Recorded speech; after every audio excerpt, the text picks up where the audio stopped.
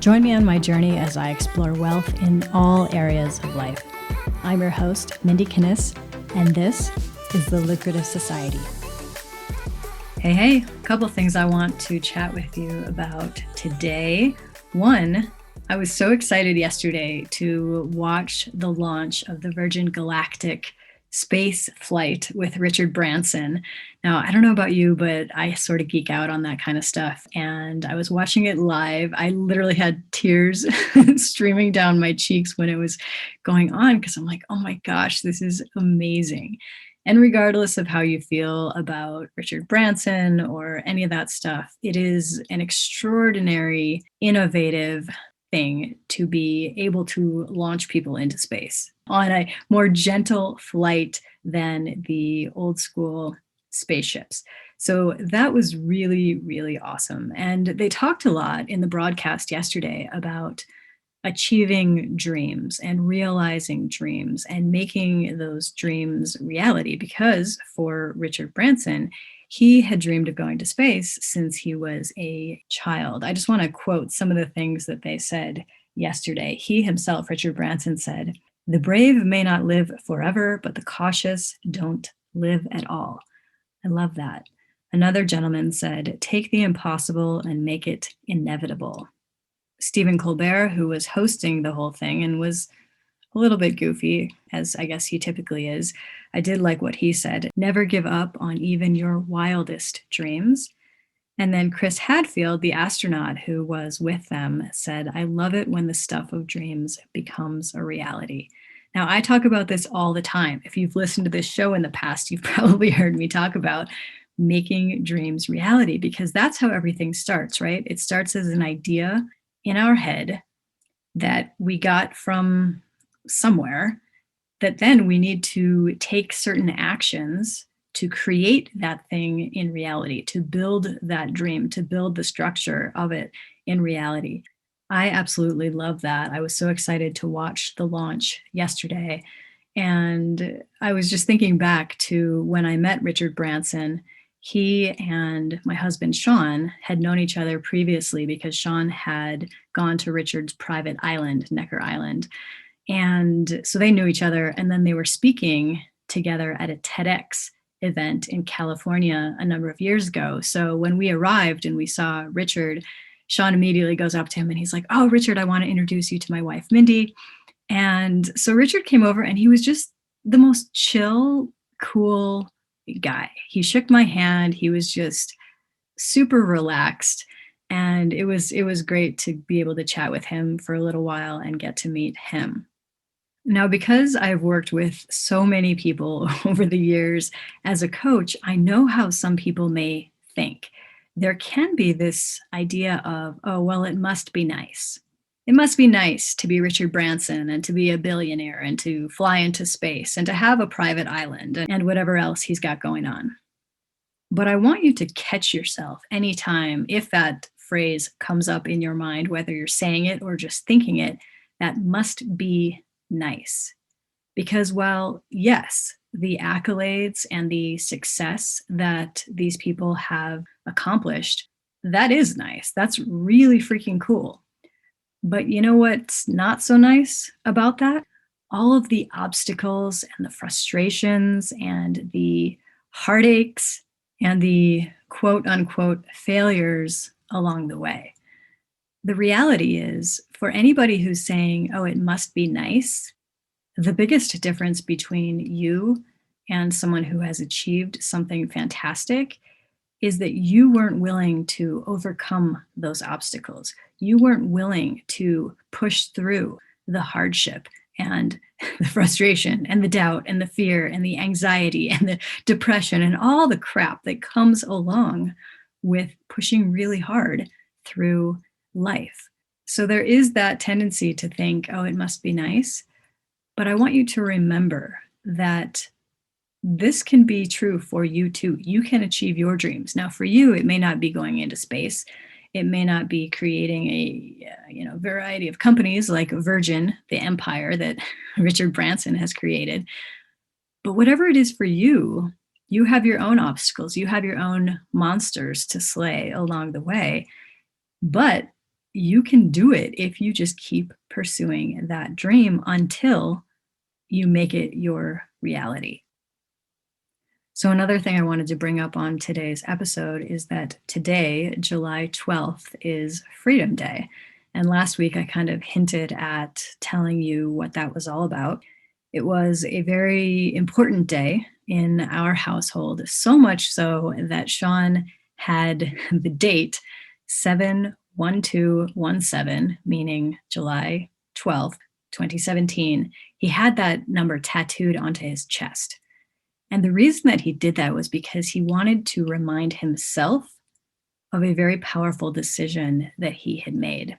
Now, I can't go into all of the details, but essentially what happened was Sean, even though he had a variety of physical limitations because of his osteogenesis imperfecta, so he was in a wheelchair, he didn't walk, he didn't drive, those types of things, I believe that his biggest limitation, which he then overcame, was the inner workings of his independence. He was very dependent and, dare I say, codependent in certain situations.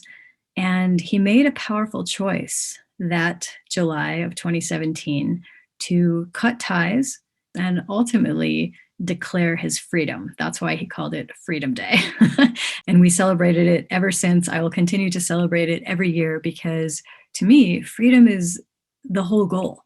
If you don't have freedom in life, I don't care how much money you have or to whom you are married or how healthy you are. If you're not free, then all that other stuff doesn't matter.